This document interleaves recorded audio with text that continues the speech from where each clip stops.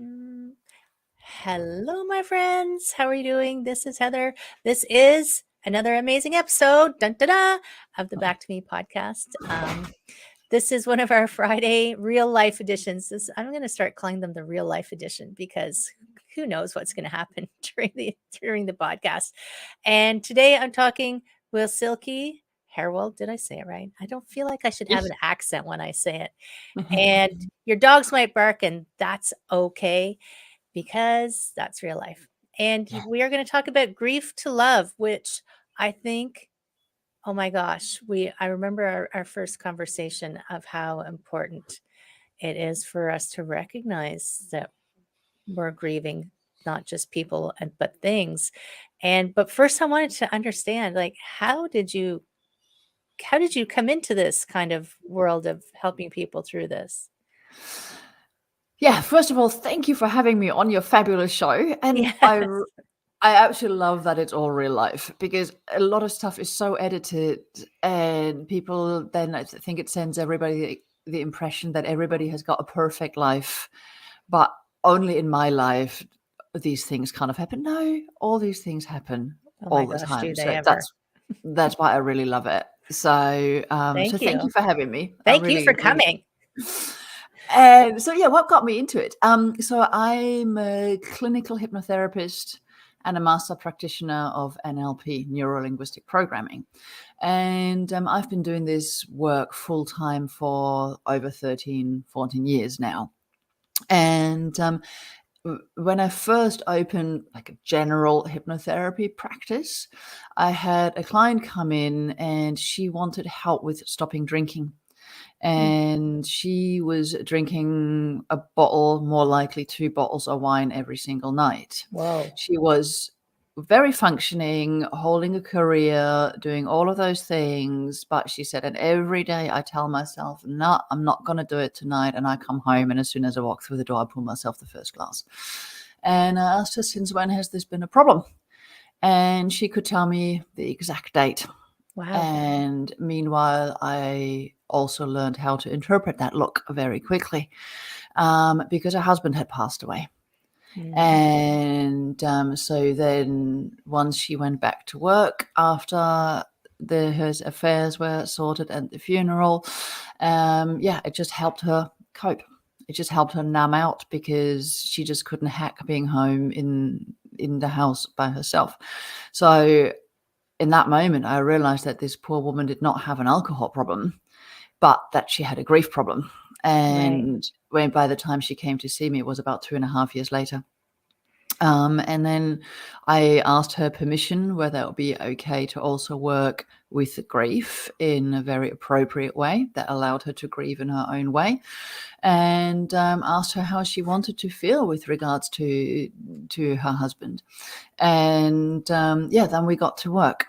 And it was just beautiful to see the transformation, that every time she came in, she was just breathing a little bit easier, holding herself a little bit more upright, feeling a little bit more motivated to just do stuff. And with that, the alcohol just automatically disappeared. And so I was just really fascinated by that. And then I was working online with another lady, and she had a weight problem. And again, I asked, and she said, about 20 years. And I said, what happened? And she was like, I don't know, just kind of crept on. I said, what? Did anything happen 20 years ago? And she said, yeah, my mum died, but I mean, that's 20 years ago. Yeah. Right. And once again, I realized that grief can just be a great imitator and shows up as lots of different problems. So then I became really, really curious about grief. And I expanded my training and went really deep into understanding grief, especially at the level of the subconscious, because logically we kind of get it. We pretend that everything is okay. We get on with life. We go through the motions, but we still lost a part of ourselves. And that then can show up in all sorts of different things. And so I've been working with grief for probably 8 years. And then my own sister died from cancer. Oh, I'm sorry.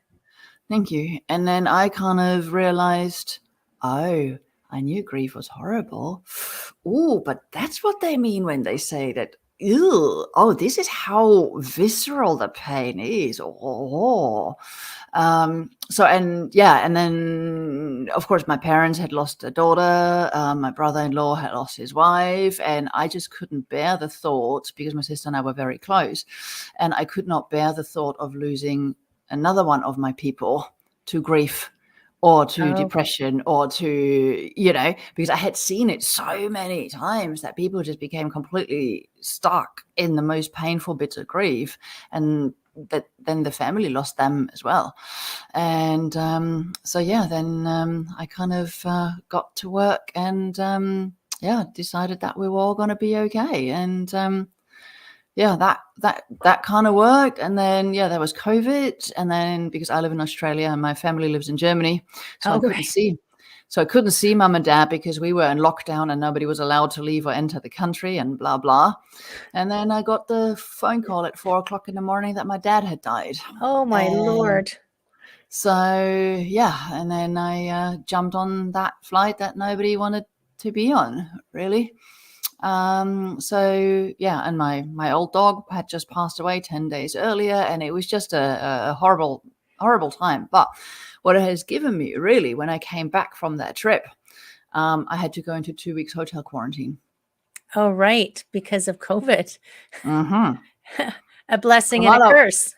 And while I was stuck in a hotel room with my thoughts for 2 weeks, I decided I needed to launch this Grief to Love program, because I realized that, of course, I had all the tools because I had helped so many people, but I realized I still needed help. And that's how all that kind of pretty much started, was hotel quarantine. And it's interesting that we need those quiet spaces to let our brains process and think. But it's interesting that, like, you already had, not that I would wish it upon anyone and all of those things happening, but it was almost like you were getting yourself ready for them in the years before with all of your clients. Yeah. And that did fortunately help you, I guess, get ready to do your own. I listened to a podcast where he uses an example a lot of, you can know something, like you can know about a broken bone, you can know what it feels like you can imagine what it's like, but you don't actually know what it's like until it happens to you. Yes. And then you say, oh, now I get it. And I think it's important, because it's not always the loss of a person or a loved one that causes grief. Although I do relate, when my grandfather passed away, it's like you find coping mechanisms which you don't even recognize. It's interesting that it was, the client that you had, it had been 20 years, didn't realize that it was just her way of coping. I was 2 years out of my grandfather passing away. I called it emotional incontinence. I thought I was just like, had something wrong with me, that I would randomly have these emotional outbursts. And I actually did go to hypnotherapy for it. And that was a game changer for me. It just changed. I've not fixed, because I wasn't broken, but it helped me see and process and come out on the other side with, I still have pictures of him around, and I still talk to him all the time. Yes. But he has passed away. So I speak to the energy of him, perhaps. Yeah. But it's hard when you're there and maybe you're alone and you don't know what to do. And I could totally see drinking a bottle of wine and a night to deal with things you didn't want to deal with. Yeah. And I guess when I talk about, because I talk about taking care of themselves, and sometimes all that stuff is just the surface stuff. And so do you find that there's a way that people come to a realization that it's something deeper, or like they have some kind of sense that it's something deeper, or is it something that you have to kind of help lead them to usually? And it might be both, but I think all of the above. Yeah. And sometimes people have an inkling, but they don't want to go there. Right. It is scary. Exactly. Because also what I find is that more often than not, people don't actually want to stop grieving. Mm, They're in this double bind where they feel, okay, I can either remember my loved one and be in pain and grieve and feel like I'm honoring them, or I stop grieving, but that also means I forget them and oh, I am moving on, right? Which right. nobody wants to move on. That's But the of course, languaging, right? and Mm, of course, society tells people, oh, it's been a year now. It is time for you to move on. And of course, the subconscious just goes, I don't want to do that because right. that would feel disloyal and wrong in And every you single way. lose something if you just if you Absolutely. walk away. You lose the richness of that whatever it was. That's right. Which we have to change the language. That's right. We have to change the language. No more moving on. And I mean, that's also, I think, like my biggest problem with all the traditional grief counseling is that it all goes towards acceptance or letting go. And I'm like, no. I don't. With acceptance, there's something weird in the word acceptance that almost means like I'm okay with it. Hmm, And I don't ever want to be okay with my loved ones not being here, but I want to be okay living a full life. right. And that is also inspired by them. So for me, it's not the either or, it's actually both. So that it's about grieving resourcefully, so people can grieve in their own way, and that they remember their loved ones even more, and that they have spontaneous memories, but in a way that mostly kind of make them feel a bit bittersweet, or that they get a warm smile when they remember the fun stuff that they did together. Instead of when people get stuck in the most painful parts of grief, they mostly just remember the last moments. They Oh, remember the last weeks where the person was very, very unwell. They remember the last moment. They remember those things the and phone those call. memories. Exactly. Oh, right. Right. Yeah. They just get in the way because that memory then is front and center, and they can't remember all of the good bits.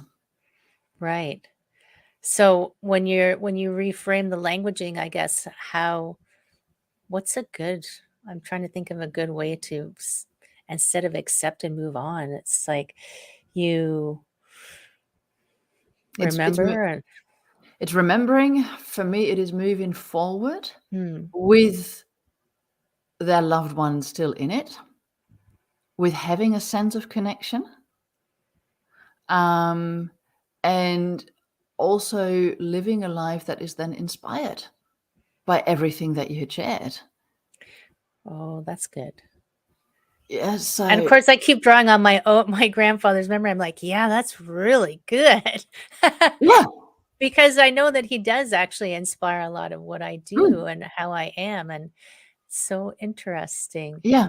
And do you find that, uh, some people just can't move or they're just so stuck? Or have you ever had anyone not be able to? Um, I always ask whether it would be appropriate for them and Oh, how much change would be appropriate for them now. right. You mean the And subconscious, you ask? yeah, Yeah, yeah. yeah. And there always are objections. There always are. And I think because if there weren't any objections, the person wouldn't be stuck. True. So it very much is about finding those unconscious objections. And because, of course, our logical conscious minds, they're just very logical.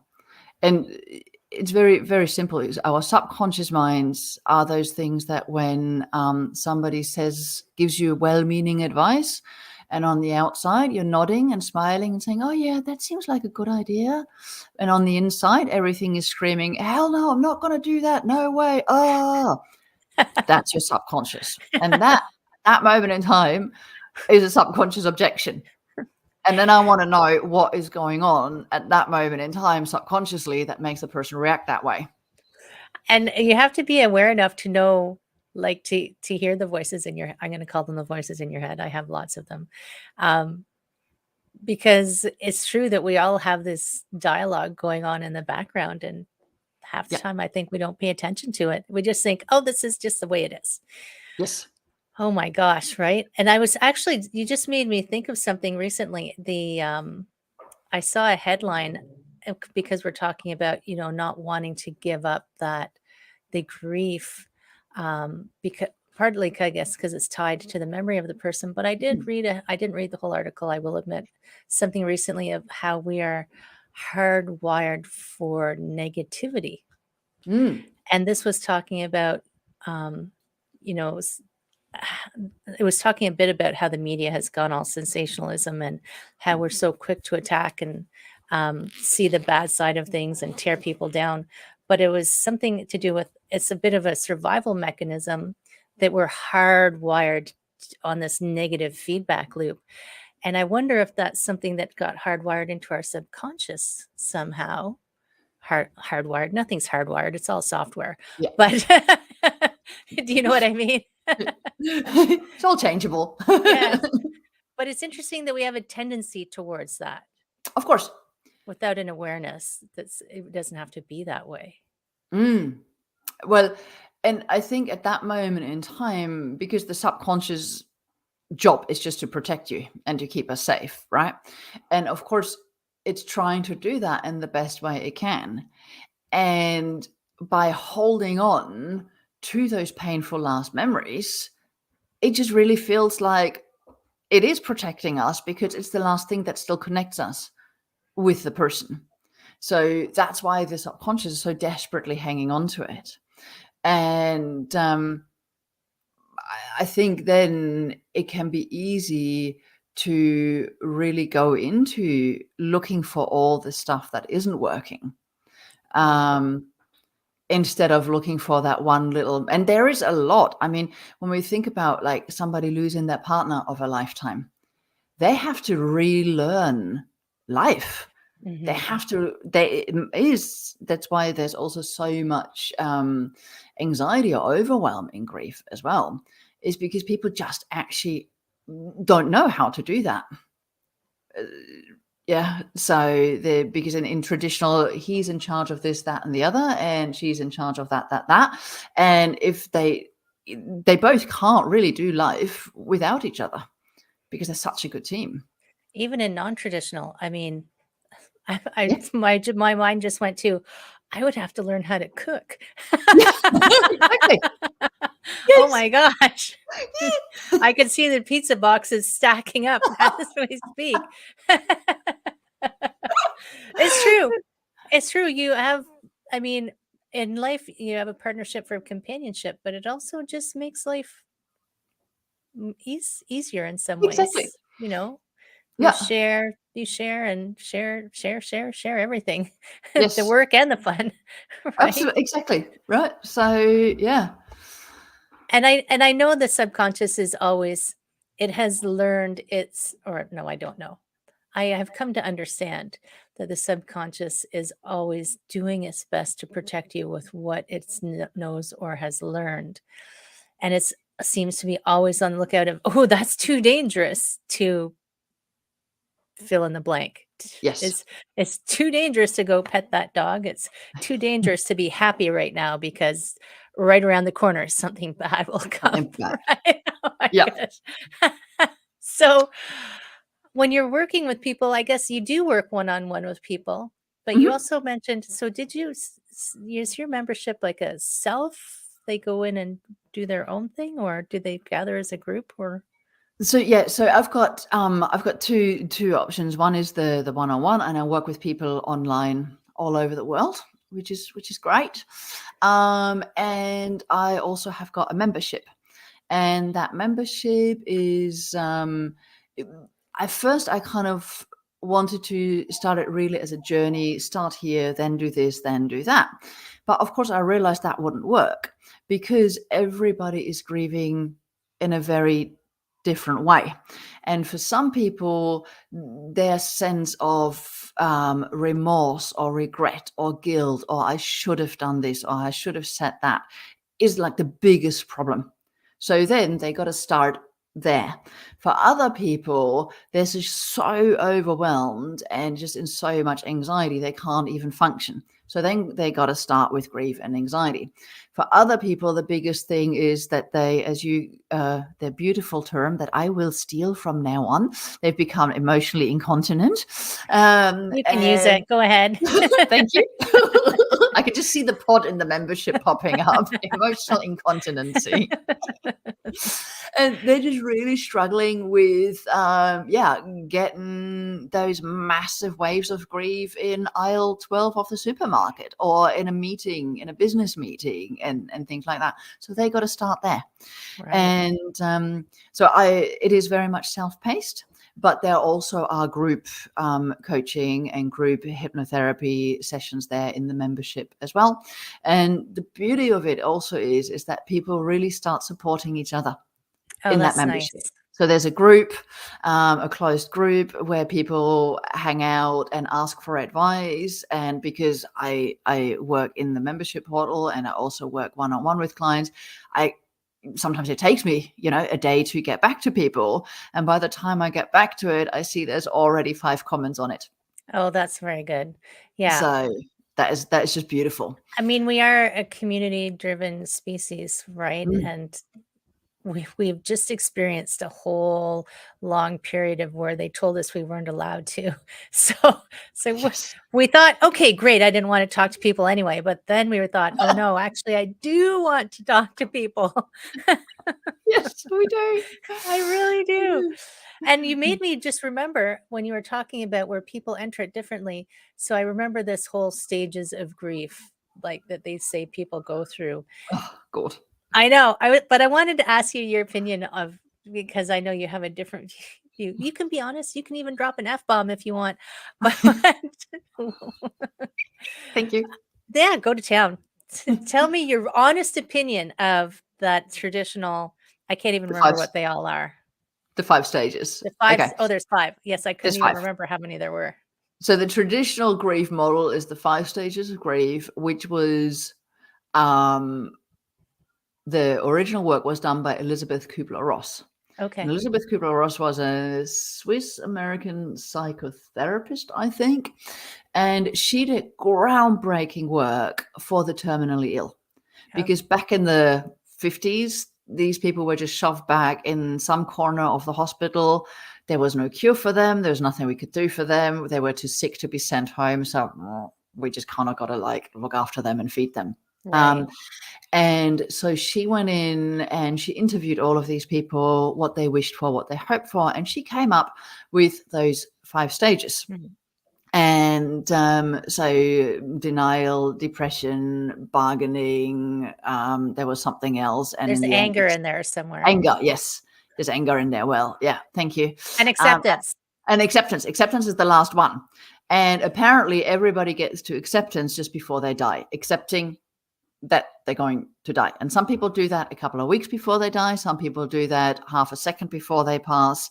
And that was the groundbreaking work.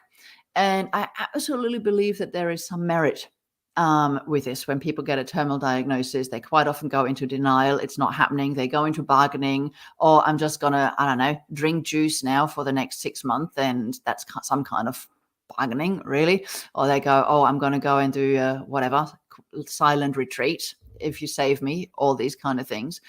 And so, yeah, I think there's some merit to that. But then they took exactly the same model and put it onto grief and grieving. And that was way too much round peg in a square hole. It just didn't fit at all. Because you're not on your deathbed. So why do I have to accept it? Exactly. Right. And also there's just so much more to grieving than 5 neat stages. Nature doesn't work that way. Nature is messy. Grief is so messy. And then I get so many people who kind of go, oh, I thought I was doing grief wrong. No. There's no test at the end. You do it. You do it. You do you. I'm sorry But to laugh, but it is a bit comical.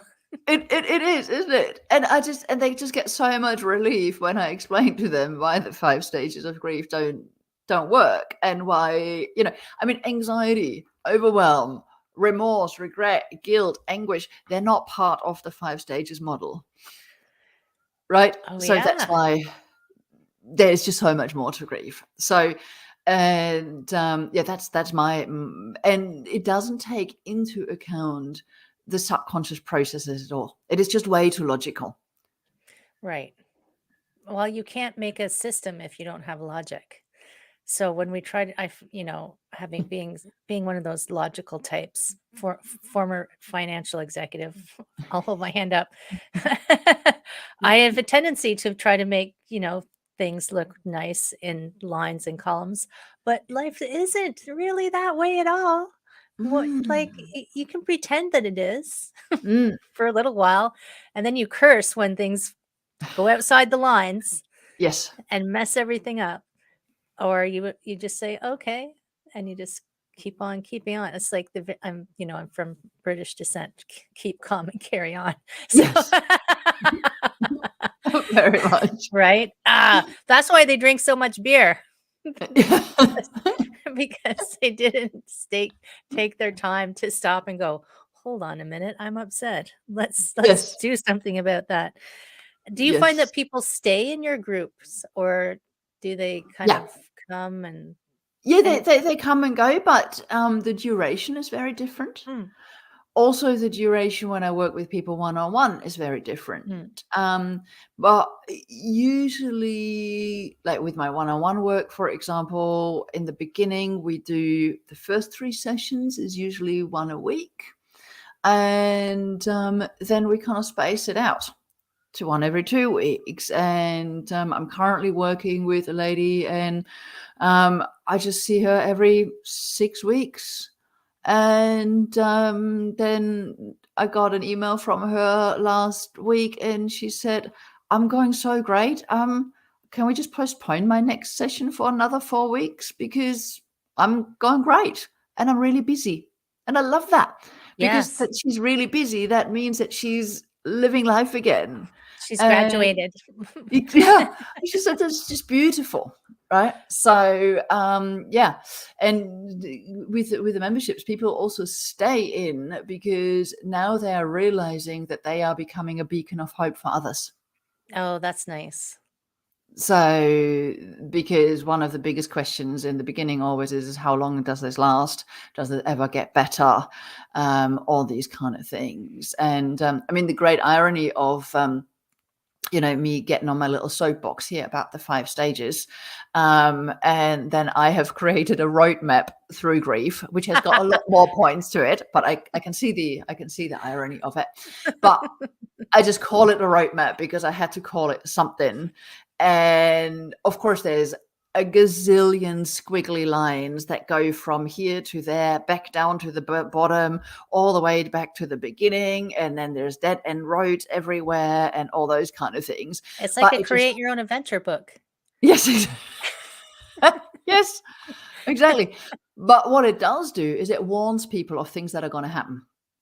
Because I think nobody tells you that your circle of friends will massively change, Right. because some people just can't deal with it. They just don't know what to say, how to be, and they just don't know, to no fault of their own, because they just haven't done grief yet, so they can't really know. But that other people will kind of all of a sudden, that may have been on the fringes, all of a sudden will step up and become new friends. So that's just one of those things on the roadmap, to warn people, isn't like there's nothing wrong with you. It's okay. These things And that happen. is like that's something I never would have thought of. So I mean, until you go through it, I guess you've got to depend on the wisdom of the people who went before you, hopefully. And Yeah. it's and the length of time it takes. I was just asking that because what I realized was it was 2 years before I realized that I was stuck, and I went for assistance, and it took me 2 years Yeah. to process it Yes. with the help of my hypnotherapist, therapist his name's Donald. I'm like, Donald, what the hell? One day I said to him, what? Yes, I'm going to say what? I said, what the hell? He said, there's layers. I'm like, how many goddamn layers are there? Yeah. Had a bit of a Already temper done so tantrum, many layers. right? So Yeah. there's am I a cake or an onion? I don't know.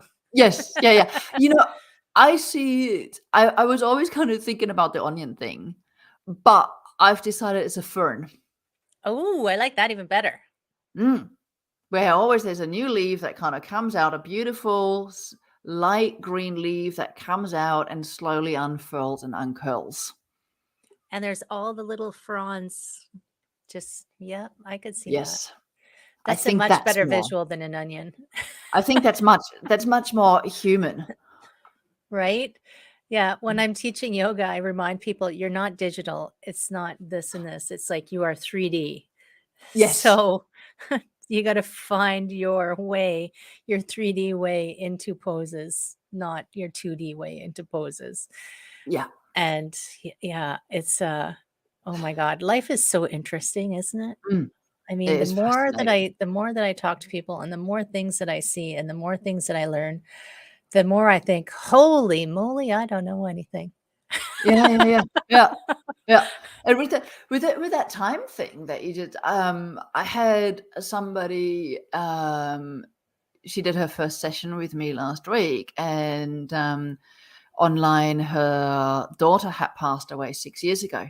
Oh, And she said, because I always ask why me or why now? And she said, I've been following you for all this time. hmm. And I always knew that when the time was right, I was going to come and work with you. That's amazing. It's like, okay. Right. And yeah, now the time is right. And that's also an amazing segue. Where do people follow you? Oh, thanks. It's like, wow, you're a magician. How did you do that? Totally. So people can follow me on grieftolove.com. Okay, so website. grieftolove.com. Also, my on Facebook, I'm Grief to Love. On Insta, I'm Grief to Love. I don't really do much on Insta. And on Facebook, I also have got a free group with a lot of content in there. And that is Grief to Love Circle. Oh, nice. Where they can start to sample. Yes, absolutely. For when they're ready.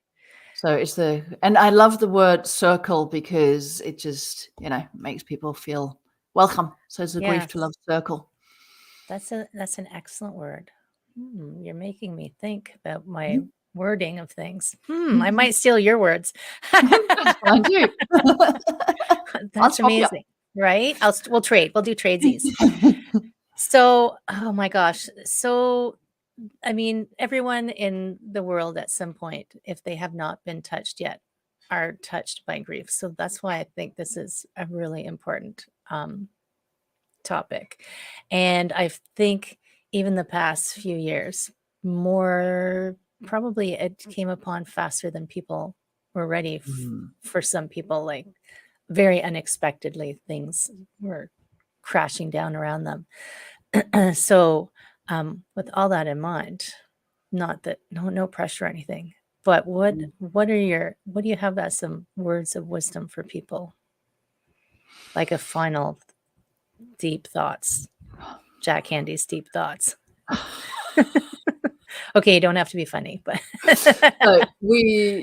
I think that is so important to be aware that at some stage we will all be touched by grief.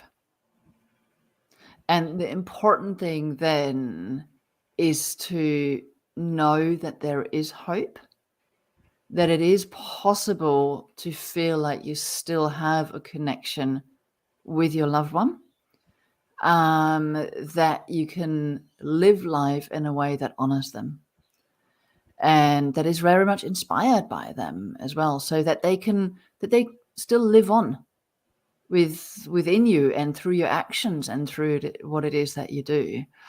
And that is, in my experience, a much better way of honoring them than to become stuck in the most painful parts of grief. And I mean, I was working with a young woman, and she came to me for grief, and she told me that she'd lost her mum, only that her mum was still alive. I was like, how did that work? Whoa.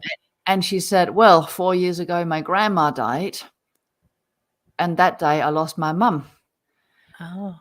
Because she said, no matter what I tell my mum, she's having drama with a boyfriend. And mum goes, oh, yeah, that's really sad, but it's not as sad as when my mum died. And she said, I can't talk to my mum anymore. She's gone. She's just completely stuck in the most painful parts of grief. And that to me is a real tragedy. Yes, it's really sad that one life is lost, but it's a massive tragedy when the second life is lost to the grief. So, and it's not doing anybody any good. No, no, not at all. And my mind just went to the person who passed away that you were missing. How would they want you to be for the rest of your life? If that's what you need to get you moving to the the grief, to call Silke and say, help me, right? Yeah. So and it really true. is about honoring them, and when you think about it, it's a bit like the way I work, and I know the analogy is not quite right, but it's the closest I can come up with, is when you think about maybe a childhood friend, and you would climb trees together, or you do fun things together, and when you don't even know their surname because you were just kids, and you've got no idea what happened to them, but when you think about them, you get a warm feeling and you get a smile on your face. Right? And ideally, that's the way that we also want to remember our deceived loved ones, where we remember them and go, oh, yeah, oh, there was that. Or we might be driving and we see a sign and it reminds us of something that we did with them 17 years ago that we hadn't thought of it in a long time. Those spontaneous memories. And that's what happens when we grieve resourcefully. That is outstanding. I think that's the best way to remember someone, is those like, oh yeah, moments. That's really good. I store mine all the way in a folder in my head and I pull them out now and again. Yes. Right? Of course. Yeah. That's my logical brain thinks that I have filing cabinets in my head. Neatly sorted. Yes, of course. Of course. Oh my gosh. Thank you so much for sharing that, all of your knowledge and information. And I really do encourage people to really spend some quiet time with yourself and see if there's somewhere where you need some help, right? Like, it's not a sign of weakness to grieve. Like, not at all. Not at all, right? It's a sign of strength. And I think it's important. It's an important thing that we tend to, because we live in Pleasantville, we tend to try to gloss over the unhappy side of things.